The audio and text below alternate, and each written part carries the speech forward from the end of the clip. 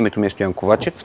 Аз трябва да представя новия модел на Suzuki Swift. Това е изцяло нов автомобил, който е с нов двигател, нова ходова част, нова трансмисия. Изцяло нови светлини. Като купе се различава от предходния автомобил, че е по-дълъг с 9 см, междуосието му е по-голямо с 5 см. Предходният автомобил притежава сертификат за европейско съответствие Евро 4. Новият автомобил притежава съответния сертификат в последната му версия Евро 5, който се слави с по-ниски разходни норми, по-екологичен и по-сигурен по отношение на пътниците и участниците от движението. Направен е от последно поколение енергоабсорбиращи материали и покрива абсолютно всички изисквания за активна, пасивна безопасност, шум на купето и вредни емисии. Сега ще поприказваме малко за интериора. Като стандартна окомплектовка, новия Swift е с по-богато серийно оборудване. Обърнато е сериозно внимание на сигурността.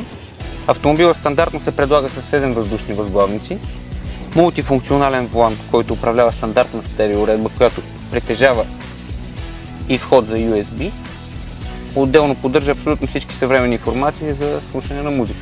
Автоматични фарове, регулируем волан в височина и дълбочина. Абсолютно всички автомобили от модела новият Swift разполагат с безконтактно палене и отваряне и възпламеняване с старт бутон без базовия модел. Запалването става с едно натискане на бутона. И сега, след всичко казано до тук, нека да направим едно пробно шофиране на новия Swift.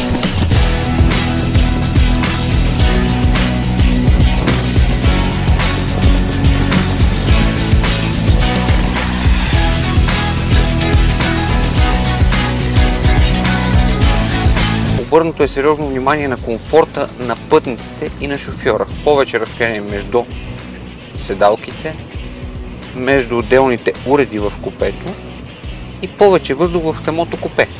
Двигателите на този автомобил са 1.2 бензин, 94 конски сили и 1.3 дизел, 75 конски сили. Новият двигател, бензиновия 1.2, е с 20% по-ниски разходни норми и по-ниски норми на вредни емисии. Това беше от мен, Стоян Ковачев.